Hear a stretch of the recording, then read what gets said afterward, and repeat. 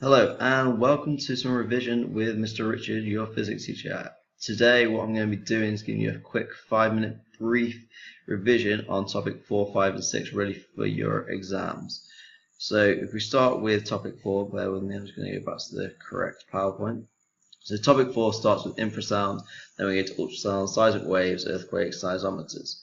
So infrasound is frequencies lower than 20 hertz, because remember the human range is between 20 and 20,000 hertz. So you need to know the human range and also how infrasound is used. So large animals like elephants and whales, like you see from the pictures, use it in addition to earthquakes, volcanoes, that sort of thing. Next we have ultrasound. Ultrasound is used for frequencies higher than 20,000 hertz. It's used in baby scans and sonar devices by fishermen to search for fish on the sea floor or how deep the sea floor is. Sometimes you could be asked to calculate the distance, and using the equation speed equals distance over time. Okay, as you can see from the PowerPoint, it says remember to divide the depth by 2. This is because the signal goes there and back, so in order to find the depth you must divide it by 2. I hope that's clear enough.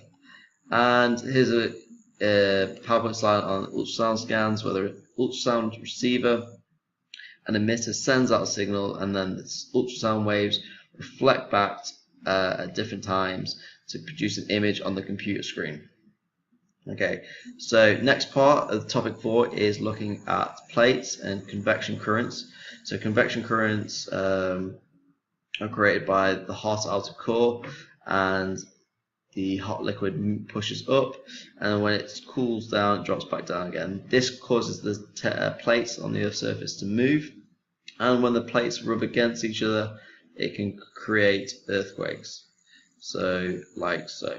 And that's a picture from the San Andreas fault line in California.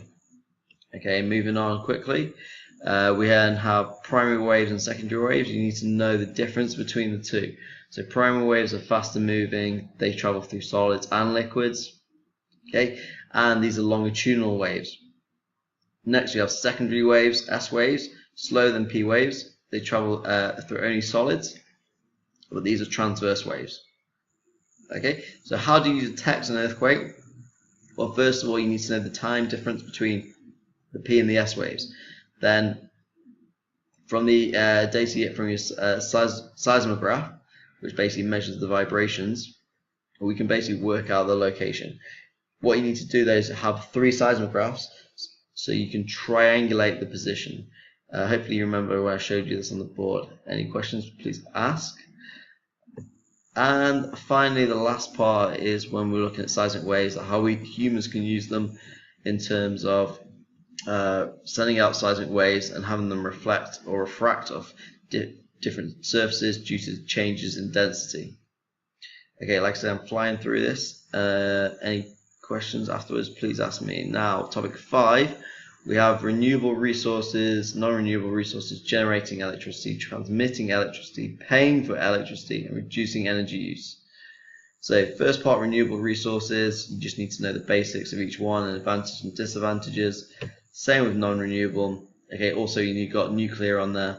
We spent a bit of time on that already. And generating electricity, this is where you need to understand how we induce a current by putting a magnet through a coil of wire, and how that current can be increased by increasing the turns, increasing the strength of the magnet, moving the magnet faster, and yeah, I think that's pretty much it.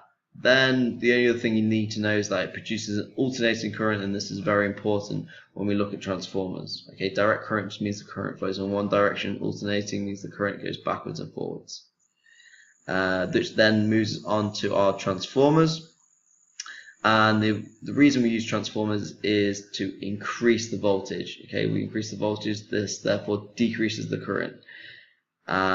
This reduces energy loss in the wires when they become hot.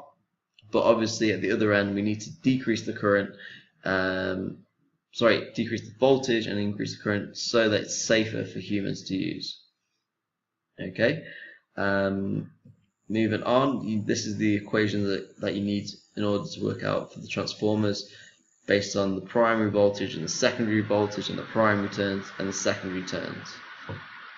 Okay, And again, here's some more equations that are very important to this topic. So power is equal to current times voltage. This is very important when thinking about transformers, because the power remains the same at all times, because we cannot create or destroy energy. It just gets transferred from one form to another. And also, power is equal to energy divided by time. Remember, you can put both these in triangles. Again, ask if you're unsure. Okay, and we move on to cost of electricity.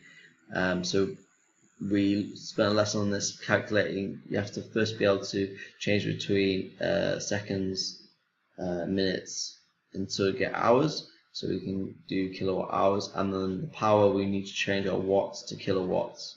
Okay, then we multiply these by the cost of one unit. Now that unit can change depending on what the question says, but it should always tell you.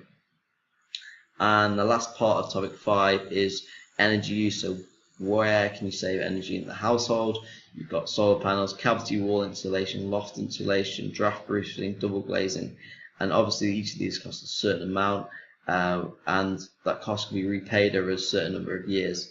Now you may be asked to calculate the payback time, which is the cost divided by the savings per year, as you can see from the PowerPoint slide.